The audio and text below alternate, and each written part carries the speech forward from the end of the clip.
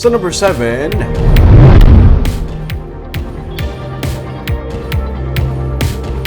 most wanted person sa Negros Oriental patay sa police operation kay Dasang Aga ang ipatigayon sa manukan ni Congressman Arnie Teves sa Bayawan City sa Negros Oriental.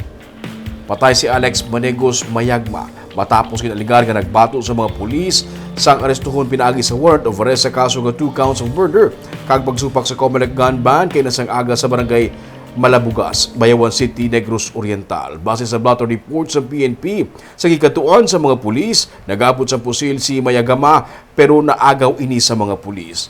Nagkuha pag ini sa pusil sa iyang sling bag, kaghana kung tani nga maniro gani napilitan ang mga pulis nga tiruhon siya. Initanan ang nakuhaan man sa video pinagi sa body camera sa mga pulis. Ginihingagaw pa siya dala sa ospital apang gideklarar nga dead on arrival. Sunod sa report sa PNP, ang lugar nga natabuan sa insidente ang manukan ni Congressman Arnulfo Teves kag sa gitpatigayon nga marathon hearing sa Senado makapilaman ka beses nga nagtuhaw ang ngalan ni Mayagma nga amo ang ginatudlo nga responsable sa pila ka mga kaso sa pagpamatay sa Negros Oriental.